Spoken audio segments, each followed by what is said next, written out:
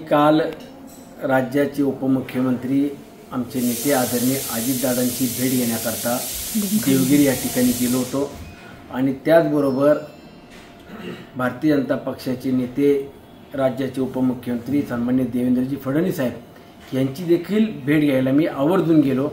दोन्ही मान्यवर निवासस्थानी होते ही माहिती मला मिळाली आणि त्यानंतर मी देवेंद्रजींची भेटण्याकरता गेलो, परंतु सागर बंगल्यावरती काही महत्त्वाच्या मीटिंगा सुरू होत्या। मी देवदूत बंगल्यावरती बसून राहिलो आणि त्यानंतर मला फोन देवेंद्रजींनी केला आणि मला सांगितलं की बैठक संपल्यावरती तुला भेटतो। त्यानंतर मी परत अजितदादांच्या भेटीकरता गेलो। दोन्ही मान्यवर दिल्लीला चालले होते, त्यामुळे दोघेही घाईत होते, परंतु अजितदादांची भेटून तालुक्यातली काय सध्याची परिस्थिती आहे ही सांगितली। त्यानंतर दादांनी देवेंद्रजींना देखील सांगितलं। माझ्याशी परत देवेंद्रजी आणि दादा एकत्रित असल्यावरती फोनवरनं चर्चा झाली। मावळ तालुक्यामध्ये भारतीय जनता पार्टीतील काही नेते मंडळी हे सर्वसामान्य भारतीय जनता पार्टीतल्या कार्यकर्त्यांना दिशाभूल करण्याचं काम करतायत। जाणीवपूर्वक महायुतीमध्ये कशा पद्धतीने तेढ निर्माण होईल ही त्यांची रणनीती सुरू आहे आणि राष्ट्रवादी काँग्रेस पक्षाच्या नेते मंडळींना भेटून मावळ तालुक्यात वेगळं समीकरण जुळवायचंय अशा पद्धतीने सांगून छुपा पाठिंबा पवार साहेबांचा घेऊन तालुक्यात दुसरा पुरस्कृत उमेदवार महाविकास आघाडीचा उभा करण्यामध्ये त्यांचा प्रयत्न सुरू आहे। या सगळ्या बाबी मी देवेंद्रजींसमोर सांगितल्या, त्यावरती मला त्यांनी स्पष्टपणे सांगितलं मावळ तालुक्यातला भारतीय जनता पार्टीचा एकनिक कार्यकर्ता हा महायुतीचा धर्म पाळून काम करेल। आपल्याला एक एक सीट महत्त्वाची आहे, राज्यामध्ये आपल्याला पुन्हा महायुतीचं सरकार आणायचं आहे, त्यामुळे तुम्ही निश्चिंत राहा।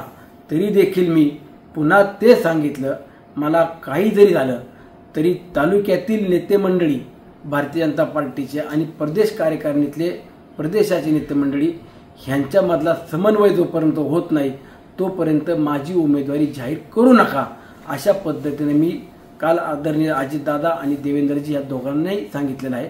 परंतु शेवटी आता उद्या काय निर्णय होतोय मला माहीत नाही। आता हे बघा, भारतीय जनता पक्षामध्ये तुम्ही तुमच्या पक्षात काय चाललेलं आहे, तुमचा पक्ष एक संघ कसा ठेवता येईल हे तुम्ही तुमच्या पक्षात पाहायला पाहिजे।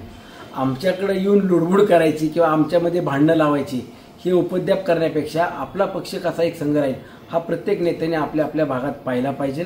परंतु मला असं वाटतं की भारतीय जनता पक्षामध्ये कुणावरती अन्याय झाला असेल, कुणाला काही पक्षाकडून मिळालं नसेल तर अशा व्यक्तीला नक्कीच भारतीय जनता पार्टी गांभीर्याने घेईल।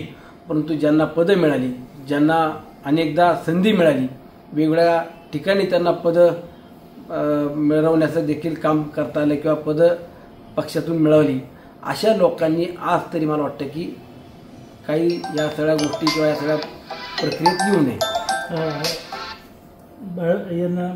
महामंडळाच्या बाबतीत मी परवा दिवशी सांगितलं स्पष्टपणे की हा निर्णय सर्वस्वी भोसरी विधानसभेचे माजी आमदार विलास काका लांडे आणि आमच्या पक्षाचे प्रांत अध्यक्ष तटकरे साहेब या दोघांनी मिळून तो निर्णय घेतला होता।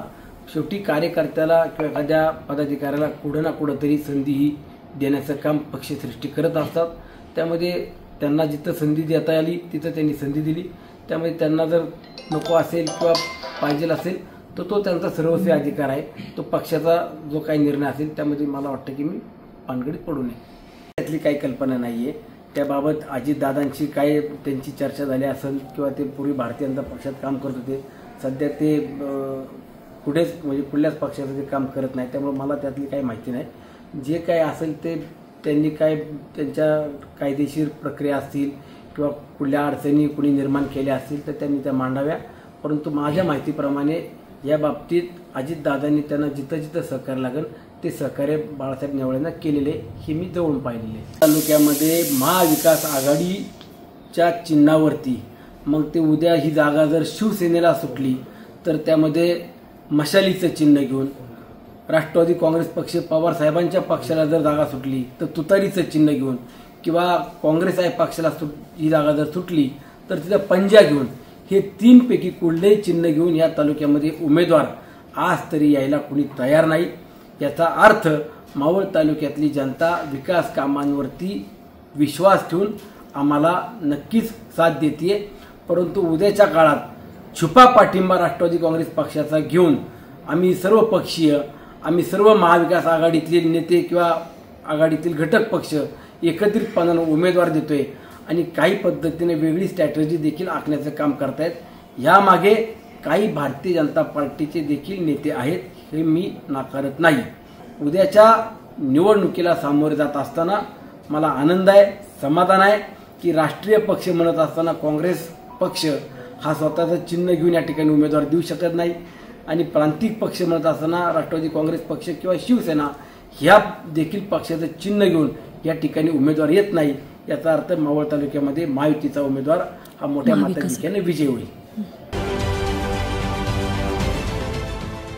देश विदेशातील प्रत्येक घडामोडींचे लाईव्ह अपडेट मिळवण्यासाठी आता साम टीव्हीच्या सर्व सोशल मीडिया प्लॅटफॉर्मला लाईक, फॉलो आणि सबस्क्राईब करा। तसंच सर्व नोटिफिकेशनसाठी बेल आयकॉन प्रेस करायला विसरू नका।